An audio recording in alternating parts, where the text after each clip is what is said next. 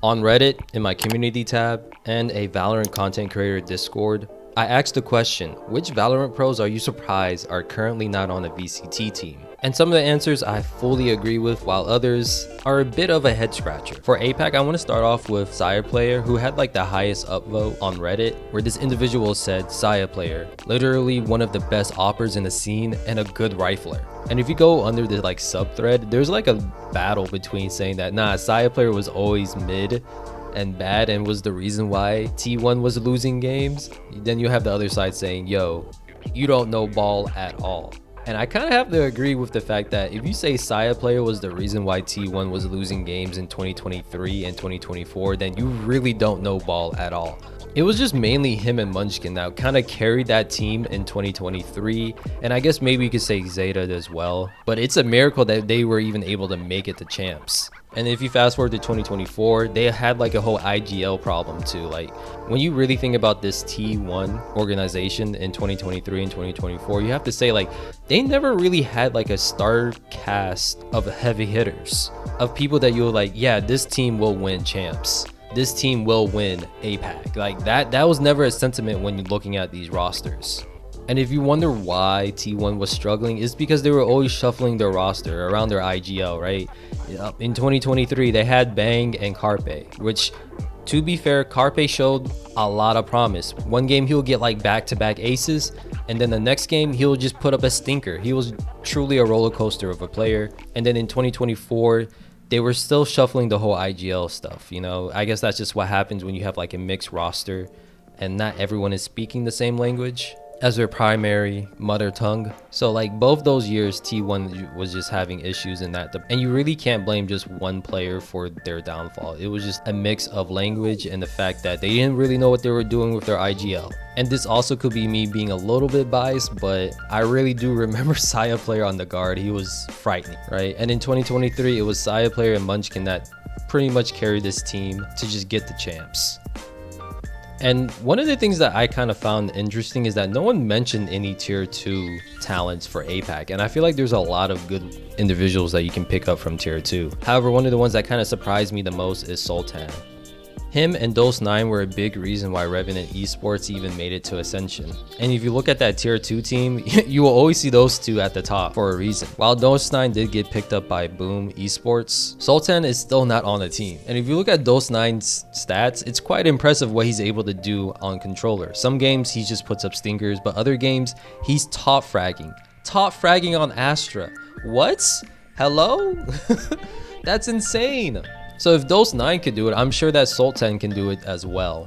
However, Sultan did mention that because of the country that he lives in, which is Kazakhstan, that him and a lot of other players from that region experienced difficulties getting picked up by a team. And the reasonings behind it is just so stupid. I feel like this is just like an oversight from Riot Games for a number of reasons. One is that Kazakhstan is considered an EMEA country, and for whatever reason, the sanctions that were applied on Belarus and Russia are also applied against Kazakhstan, even though like their leader has spoken against the war in Ukraine. So that's pretty weird. And then there's also the whole issue of having high ping on any server that they play on, meaning that if you are from Kazakhstan and you want to be a Valorant pro, you probably are going to have to move outside of that country. I feel like the least that Riot can do is consider Kazakhstan an APAC region instead of an EMEA one. But Sultan did make a Twitter post that you can read. I'll link it down below because he talks more about some of the other issues that they have from that country. But if a team is looking for a controller player that can shoot back, definitely keep an eye out on Sultan in my opinion. Another player that completely blew my mind was suggested by Esports Andy, Zess. This was someone that no one else mentioned on Reddit or even in my community tab posts. And honestly, Zess definitely deserves a spot in tier 1. If you look at Champs 2023, outside of that Fnatic game, you will see matches and maps where Zess was top fragging as a controller player as well. But if we fast forward to 2024, then we realize, oh yeah, he was on bleed. And to be fair, that probably wasn't the best situation for anybody. And you know it's pretty bad when only 2 players from that bleed team were able to find homes at the tier 1 stage, which is Ye and Darion. But it is surprising that at the start of the 2025 season, Zess isn't on a team. I could definitely see him improve an organization like Nongshim Red Force, who are a full Korean team. But then again, they already have a really cracked controller player. So the more I think about it, maybe the reason why Zest isn't on a team is because that there are a lot of cracked Korean controllers. He does have a history of playing Initiator from time to time, but he was really known as a great Viper main in 2023's champs. And his Sova at times was pretty good too. Now we're moving over to EMEA, and from what I saw, people didn't really name a lot of players from here. And maybe because the way I wrote the post, some people mentioned CNED, which I totally agree with. CNED is a phenomenal player. He's one of the few people who were playing Valorant since its very inception of its pro play and is still deserving of the tier 1 spot. However, he did make a post saying that he wants to take a break from competitive play. He was rumored to be playing, or at least picked up with Apex, but maybe because they wanted to pick up Fluorescent, they were asking him to change his roles a little bit. And from his post, you can see that he was trying to like think about his role in Valorant as a duelist / IGL. He does mention that. And maybe Apex was asking him to play a different type of role for the team, which is fair. We've seen him dominate not just on duelist, but on Sentinel in the past when he was on Na'Vi. So it could be a mix of the fact that he was just really tired of grinding T1, or he just didn't really like his options and he thought to himself it'd be better for him to start streaming and focus on content creation, which he's doing decent on his streams. His YouTube is okay. You got to remember, like, on these numbers, it's kind of hard to make a living off of just these YouTube numbers by themselves, but Valorant's more of a streaming game than it is a YouTube game anyways, in terms of making a living off of content creation. A lot of people were talking about Nukie, who is a pretty decent player too. He decided to part ways early with Giant X, and it turned out, and he mentioned on stream it was because of role issues, and I guess he wanted to be on a team that will let him play to the best of his abilities. Unfortunately, it looks like he wasn't able to find any, and I think he's heading over to CS2 to further his pro career in a different sport. But while we're on Giant X, I do want to mention Fatinho, who was actually quite stellar for Giant X. He's currently playing for Barca Esports, so I don't know if it's just a case of like Barca just paying big bucks to him to play in tier 2, because the whole thing with EMEA is that they usually, most of the time, don't throw the bag at players. It's a very rare thing to happen. However, Barca Esports is, you guessed it, related to Barcelona, the football giant. So they definitely have deep pockets if they want to throw the bag at players. Like, I know Zeph mentioned Artis, which Artis is a pretty good player. At the beginning of 2024, he was frying with Na'Vi. Like, in general, Na'Vi was just a team of unfortunate events where in kickoffs they lost to, you guessed it, Team Heretics in a single elimination bracket. And then if you fast forward to stage 1, which was also, they were in the single elimination portion, they lost to Team Heretics again. And by that time, they decided to drop the nuclear button and fire their coach, which they would go on to lose their next like 4 or 5 games and look like a shell of themselves. And you can't really blame them. Like, Team Heretics was just the best EMEA team that year. Can Artis provide value to an EMEA team in tier 1? Yes, of course, he's good enough, but honestly, it looks like he's having more fun streaming than he did playing on Na'Vi last year. So I feel like he made the right call on focusing on content creation this year. And he did mention that he could be playing on a team maybe later in the calendar year. Only time will tell. And some people also mentioned Scream, which, you know what, I understand it. He is a phenomenal head clicker. Sliggy said he was one of the best aimers he ever got to coach for. And I also mentioned Scream in my last year's video about players who aren't in the tier 1 stage. However, he has been given a few opportunities in these off seasons to make a name for himself, but it's always coming back to just give Scream a good IGL and he'll go far. And we have yet to see that. But if there's any other EMEA players, comment them down below, because not a lot of people mention them. For me, I just can only think about CNED and Fatinho. Some people mentioned Nukie, and no one really mentioned a single tier 2 EMEA player, which is kind of shocking too, but I guess not a lot of people watch tier 2 EMEA. Now for the Americas, we had a lot of players mentioned for this region. Some of them were head scratchers and some of them were like, yeah, they should be in tier 1. And to my surprise, I think the most named player was actually from a tier 2 team, Scuba. People were saying that he was basically hyped up as Verno at one point in time. I know Forefather, who used to make Valorant content, mentioned that part of the problem it was that he was in contract jail with Knights, and he could have been on C9 at some point in time if it wasn't for that. Now, I don't watch a lot of tier 2. I'm gonna try to change that this year.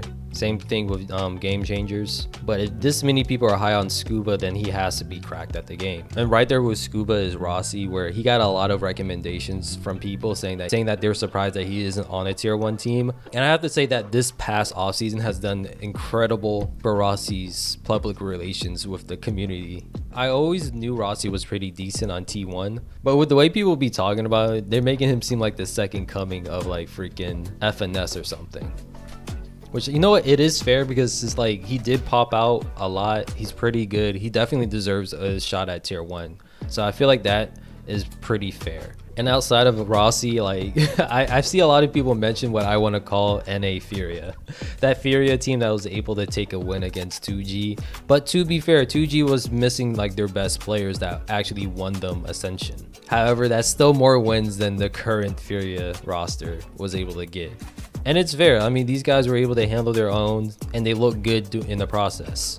And out of the people on NA Furia, it's mainly just been B-Dog that's been mentioned the most out of those groups of players. So I hope he has a good tier 2 season and maybe he does get picked up on a tier 1 team later in the year.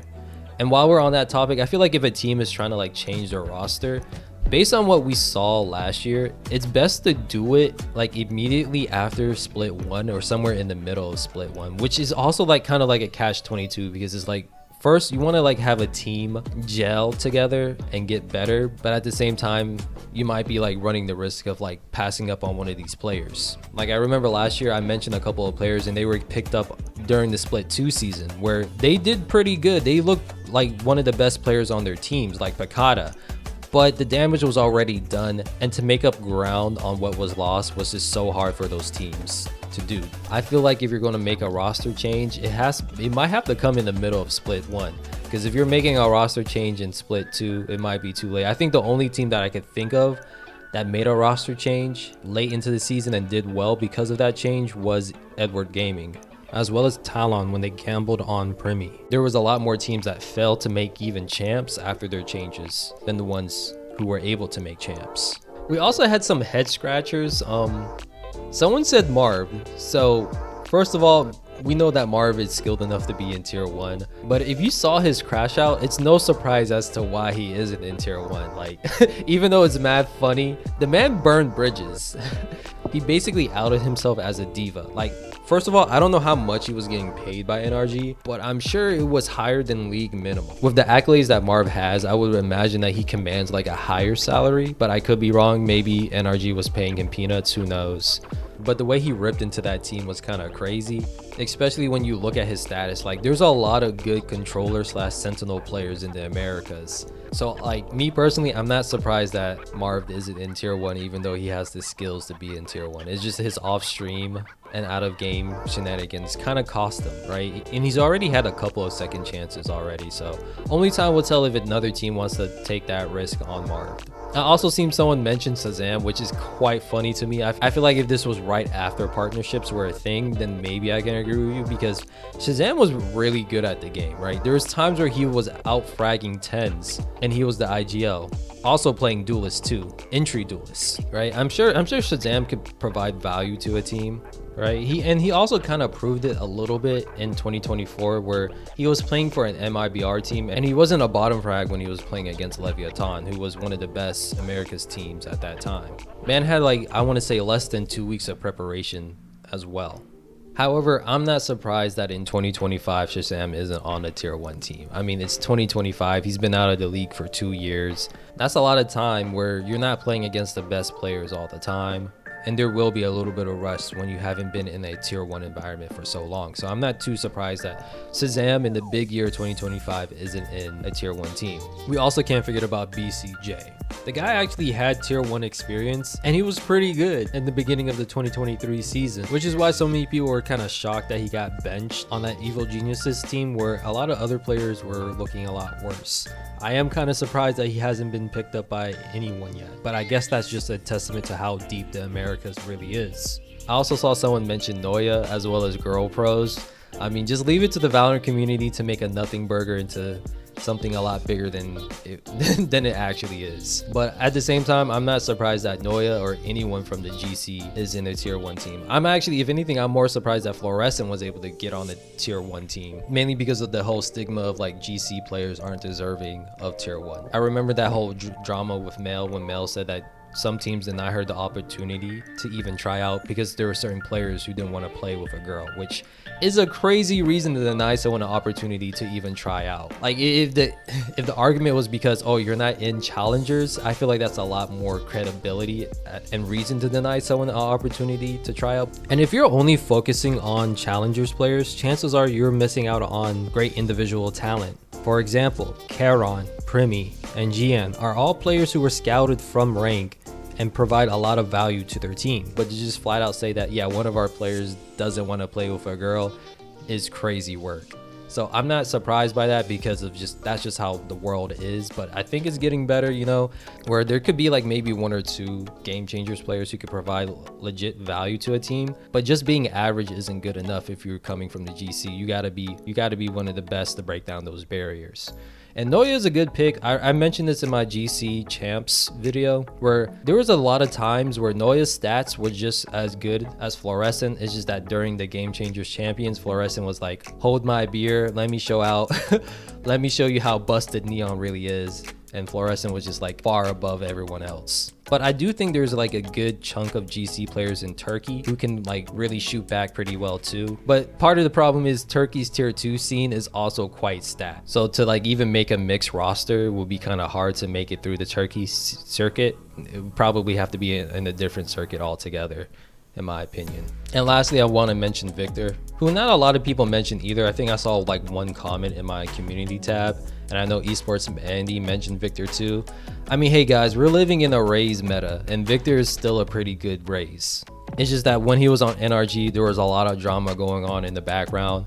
When you have a player legitimately tell you that he wasn't trying his hardest, I mean, come on, man. It feels like you're going into a match in a 4v1. And then Demon 1 was also having his issues too. So it's just like, it's just one of those cases of like being on a bad team can really hurt your credibility as a player, despite you still being a pretty good player. Like Victor definitely is still good enough for tier 1. You could fit him almost anywhere, you know, like I can even see him do well in EMEA. But these are some of the players that were mentioned as being prize nubs for the 2025 season. I'll link down all the posts that I made so you guys can go through them. And also comment down some other players that you guys are kind of surprised aren't in the 2025 season. I know some people also mentioned Tens, which, I mean, I'm not surprised. I mean, the guy's getting a bag as content creation. It's a no duh. But yeah, you guys comment down below some players that you're surprised aren't in the 2025 season. Until then, stay safe, be a KDA warrior, and I'll see you later.